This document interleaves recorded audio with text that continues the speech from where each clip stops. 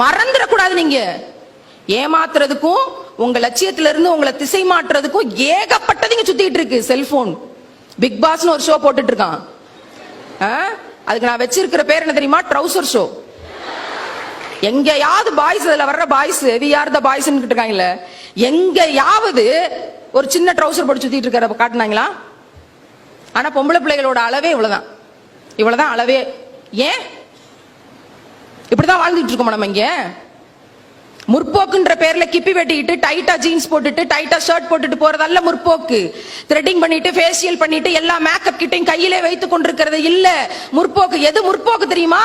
நான் கல்வி கற்றிருக்கேன். கிராமத்துல இருந்து முதல் பட்டதாரியா ஒரு பெண் கல்வி கற்றுக்கொண்டு வந்திருக்கேன். என்னுடைய அறிவாற்றலை இன்னும் படிக்காம இருக்கிற 10 பிள்ளைகளுக்கு நான் பயன்படுத்துவேன், என் அறிவை பகிர்ந்து கொடுப்பேன் நினைக்கிறது தான் அழகே தவிர முற்போக்கே தவிர, நீங்க இப்படி எல்லாம் மாடர்னா ட்ரெஸ் பண்ணிட்டு போறதுதான் முற்போக்கு அழகியல்னு நினைச்சுக்கிட்டு இருந்தா மாத்திக்கொள்ளணும். இங்க இருந்து அரங்கத்துல இருந்து போறதுக்கு முன்னாடி உங்களுக்கு எல்லாம் 10 கோடி ரூபாய் கொடுத்துட்டு போறேன். என்கிட்ட ஒரு பைசா இல்ல. இப்ப எது கஞ்சத்தனம்? 100 கோடி ரூபாய் கொடுத்துட்டு போறேன். கற்பனை தானே, 100 கோடி ரூபாய் கொடுத்துட்டு போறேன். ஆனா ஒரே ஒரு நிபந்தனை என்ன தெரியுமா? உங்க முதுகு நீங்களே திரும்பி பார்க்கணும்.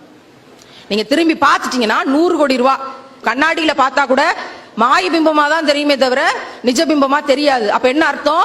நீங்க 100 கோடி ரூபாய் கொடுத்தாலும் 10 கோடி ரூபாய் கொடுத்தாலும் என்னுடைய முதுகை என்னால் திரும்பி பார்க்க முடியாதுங்கிறது சத்தியமான உண்மைனா, யாரு பாக்குறதுக்காண்டி ஜன்னல், கதவு, பூட்டு, தாழ்பால், சதுரம், செவ்வகம், முக்கோணம், அருங்கோணம், ஜிமிக்கி, கம்மல், மூக்குத்தி, தோடு இதெல்லாம் வச்சு 2 நாட்டு அதுல குண்டுமணி 2 தொங்கி கொண்டிருக்கும். எதுக்கு? அதுக்கு அந்த டெய்லர் உசுறு அத்து. இதை வைக்கல, அதை செய்யல. 100 கோடி ரூபாய் கொடுத்தாலும் உங்க முதுக உங்களால பார்க்க முடியுதுன்னா யாரு பார்த்து நல்லா இருக்குன்னு சொல்றதுக்காக டிசைனர் பிளவுஸ், டிசைனர் சுடிதார், அத்தனை எக்ஸெட்ரா எக்ஸெட்ரா எதுக்கு? இல்ல அட முன்னாடி எங்கயாவது நீங்க அணிந்து கொண்டு பார்த்தாலும் நல்லா இருக்குப்பா அப்படின்னு உங்க கண்ணு பார்க்கும். ஏன் கண்ணு பார்க்க முடியாது? யாரு பார்க்கறதுக்காக? ஒரு நாளும் இந்த கலாச்சாரத்துக்குள்ள போயிடாதீங்க. உடை என்பது உடலை மறைக்கிறதுக்கு மட்டும் கிடையாது, என் உள்ள இருக்கிற கண்ணியத்தையும் உணர்வையும் வெளிப்படுத்தக்கூடிய ஒன்று. மறந்துடாதீங்க, எந்த சூழ்நிலையிலும் மறந்துடாதீங்க. அவன் பாக்குறான் பார்க்கலங்கிற காலம் சொல்லல. அவன் பார்த்தா என்ன, பாக்காட்டி என்ன, அதுல பாதி பேர் அதுக்கேனே பிறந்து வளர்ந்துகிட்டு இருக்காங்க. அந்த தருதலைகளை பற்றி எனக்கு கவலையே கிடையாது. எல்லாரும் சொல்லுவாங்க அவன் பாப்பான், அவனுக்கு தூண்டப்பட்டுரும், நீ இப்படி போகணும். ஒருபோதும் அதை ஏற்க மாட்டேனா. நான் ஏன் நம்ம கண்ணியத்தோடு நம்ம உடை இருக்கணும்னு நான் சொல்றேன்னா, பெண்மையே பேராற்றல் இவ்வளவு தூரம் பேசணும்ல. 8000 கலோரி பேராற்றல், உலகத்தின் சிறந்த ரத்த தானம், உலகத்தின் ஆக சிறந்த அதிசயம், 100 முறை செத்து பொழைச்ச 1000 யூனிட் வழிதாங்குகிற பேராற்றல். அந்த பேராற்றலுக்கான உடல் இந்த உடல்னா, இதை கண்ணியத்தோடு பாதுகாக்க வேண்டிய என் உடல் பத்திரமானது அப்படிங்கிற உணர்வை ஏற்படுத்தக்கூடிய கண்ணியமிக்க உடையை அணிய வேண்டியது ஒவ்வொரு பேராற்றல் மிக்க பெண்ணுக்கும் மான தமிழச்சிக்கும் கடமை. நீங்க லெகின்ஸ் போட்டாலும் சைடு ஓபன் டாப் போடாம அம்பர்லா டாப் போட்டு நல்ல கம்பீரமாக பெண் பிள்ளைகளாக வாழுங்க.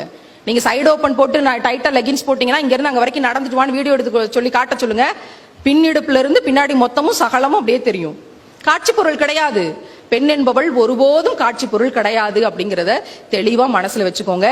பெண்மைதான் பேராற்றல்னு இத்தனை பேராற்றலும் தெரிந்து கொண்டு நடக்கிற போது, பயணிக்கிற போது, வெளியில சமூகத்துல எவனாவது 4 தருதலைகள் விசில் அடிச்சா, உங்க பேரை சொல்லி கூப்பிட்டா, உங்களை கிண்டல் பண்ணா, உங்களுக்கு நிக்நேம் வச்சு சொன்னா, உங்களுக்கு சைஸ் போட்டு பின்னாடி ஏதாவது கத்துனா என்ன செய்யணும் தெரியுமா? படபடத்து அச்சுச்சோ இப்படி கத்துறாங்களே என்னமோ ஏதோலாம் வேர்த்து விறுவிறுக்கெல்லாம் தேவையில்லை. வேலு நாச்சியார்ன்ற ஒரு வீர பேரரசி இருந்த நிலம் இந்த நிலம். குந்தவை தேவிங்கிற ஒரு மாபெரும் அரசி ஒரு மும்முடி சோளத்தை அந்த புறத்தில் இருந்து ஆட்சி செய்த நிலம் இந்த தமிழ் நிலம். கற்பனை செஞ்சு பாருங்க, தலையில ஒரு கிரீடத்தை அணிஞ்சுக்கிட்டு, போர்குடை தரிச்சுக்கிட்டு, குதிரையில ஏறி, கையில வாள் எடுத்து, எந்த வெள்ளைக்காரர்கள் தன்னுடைய கணவரை வெட்டி வீழ்த்தினார்களோ அதே வெள்ளைக்காரர்களை 5000 படையோட போய் போர் திரட்டி வெற்றி பெற்று மீண்டும் அரியாசனத்தை கைப்பற்றி வெள்ளைக்காரர்களை போரில் தோற்கடித்து வெற்றி பெற்ற வேலு நாச்சியார்ங்கிற வீர பேரரசி ஒரு ஒற்றை பெண் வாழ்ந்த நிலம் இந்த நிலம்.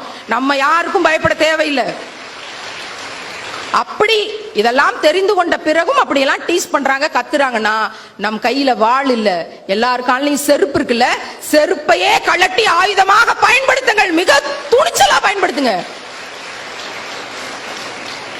இந்த மாதிரி பின்னாடி ஒருத்தன் வந்தா செருப்பு கழட்டி காமிச்சிட்டேன்னு வீட்டுல சொல்லிருங்க. அதற்கு பிறகு அவங்க பாதுகாப்புக்கான நடவடிக்கை அவர்கள் செய்து கொள்வார்கள். இந்த தைரியம் வந்துருச்சுன்னா பொள்ளாச்சி மாதிரி எந்த ஒரு பெண்ணும் போக வாய்ப்பு இல்ல. எவனும் நம்மளை ஏமாத்தி அள வைக்க வாய்ப்பு இல்ல. அன்புங்கிற பேர்ல, காதல்ங்கிற பேர்ல ஏதோ ஒரு மயக்கத்தை கொடுத்து நம்ம சீரழிக்க வேண்டிய அவசியம் இல்ல. என்னுடைய லட்சியம் உயர்ந்தது. கடைசி செய்தியா அதை சொல்றேன். 1 லட்சம் சம்பாத்தியம் வாங்குற இடத்துக்கு போறதுக்கு வரைக்கும் எந்த ஆண்மகனோடையும் பேசாதீங்க, எவன் பின்னாடியும் போகாதீங்க. அது நமக்கு தேவையில்லை. என் வாழ்நாள்ல அன்புங்கிற பேர்ல யாருக்கிட்டையும் பிச்சை எடுக்க மாட்டேன்.